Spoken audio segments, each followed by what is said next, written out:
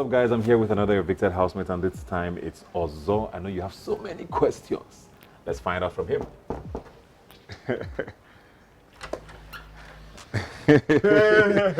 What's up, man? How you doing? I'm good. Good to see you. How's it going? Everything is going well. People are happy to see you. They have too many questions. Are you ready to answer them? I'm ready. Let's get it rolling. Let's go, man. Come on in. Thank you. Okay, let's go to yesterday, man. You got evicted yesterday. You must have thought you were going to be in the final, don't you? Yeah, no, obviously I did. I feel like actually more so than anything, getting past the previous week.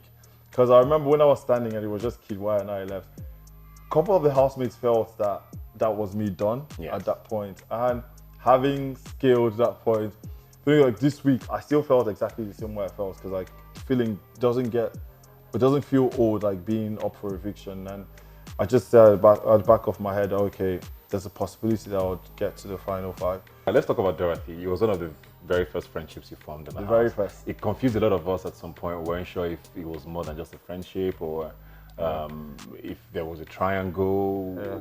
What was it about her that drew you to her, and why did it not develop into anything? Dora, like we bonded like day one, first July 19th. So that night she came in, we all wanted everyone to do like Don't Leave Me challenge.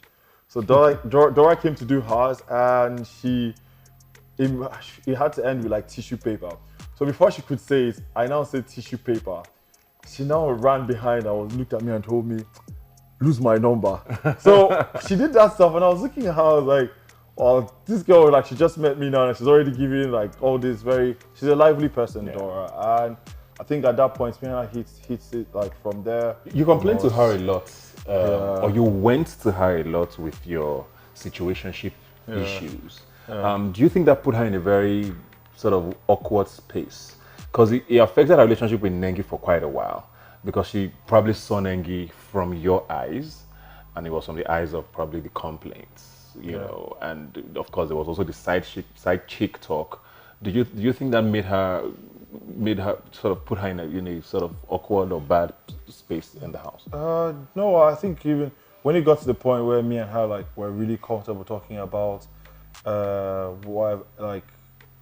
finding out from each other, like, okay, what exactly is going on between you and Nengi and everything, because Nengi and I had this thing where any serious conversation that me and Nengi had, we were like, okay, let's keep those serious details between both of us. Yeah. And Dora told me one time at the one of the parties, Nengi came up to her and had a conversation with Dora, and was like, I feel like you're a nice person, like maybe there was like a little misunderstanding there at first. So for Dora and I, like anytime we had any conversation, Dora was just more like, do you really want to go ahead with this, trying to push the envelope? Because Dora felt that, yeah, maybe Nengi likes you, but obviously it's not as much as you're like showing her already. Yeah. So I don't think she never gave me that perception that she was feeling weird about the content. Yeah. Let's talk about Nengi. What was it that you saw? And when did you start feeling like, okay, this is where I'm going to die? No, I just, I said it a couple of times. On my birthday, when we were giving like the round, okay, everyone said what they felt about me, and I had to say things about everyone. And I used the word, I told her, I feel like she's a strong person. And she was like, so that was all you could say. But one thing she doesn't get is that attribute alone got me really attracted to her. Because like, excluding the whole thing, I feel like she's a very pretty and attractive lady. Like, so it was a complete package for you, basically. Yeah, exactly. And I've always been the whole light-skinned girl kind of person. My friends would be like, "Guy, why are you doing this? You're going to give birth to albino kids." I'm like, "That's not how it happens. Don't worry." I think the question everybody has been asking and can't seem to understand is, where were you going to stop? I think my birthday, she came to me and then we started talking, and she was like, I know you have feelings for me, but this is what like the whole situation is. Like, we should at least try and be friends and see how things go. And at that point, I knew that because of how I felt for her, that if I went into trying to be friends, I knew it was still going to get me to this point. But I just made a conscious decision. I was like, okay, fine. It is what it is. And I said I wouldn't want to worry about public perception, because I know it's not a Love TV show, but I was living my own reality, you know? And I said, if you're going to vilify me or for going overboard in a certain way for someone that I like or someone that I love, then that means I'm not a bad person. What was your plan for the fact that she has a situation outside the house? Why you didn't care for that at all? Now, like, the situation outside, how she explained it was, and she told me, she said, okay, it's just like a 50-50 thing, you know? And for me, I always felt like if you like someone, you just let the person know. But I mean, moving forward, it's something that is, now I'm not on the show anymore. On Sunday, the show ends, and well, I'll just see how things go. I think the one person that everybody was convinced there was an issue with was Kidwire. Yeah. We had a few sort of even conversations with Nengi where his name came up with both of you, and you were consistent with nominating him for possible eviction. Did you feel he was a bit disrespectful of what you guys had? No, I had a conversation as well as it happened with Kid the day he got evicted.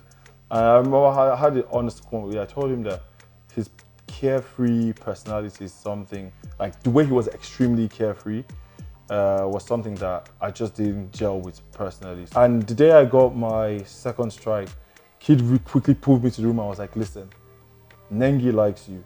You like her a whole lot. So don't get a third strike because of Nengi. Into the house now, who do you think is going to win? Or who do I want to win? Who do you want to win? I'll say I have three people.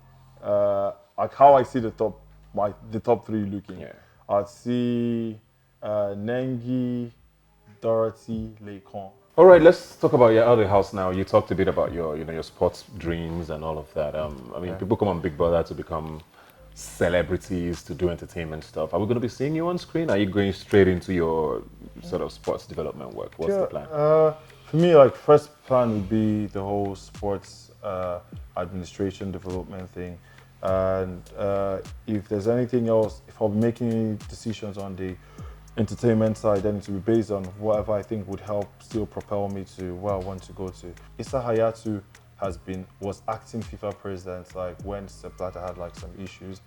And I'm like, yeah, but we should have an African to become president one day. Probably, yeah. And that's your dream. That's my dream.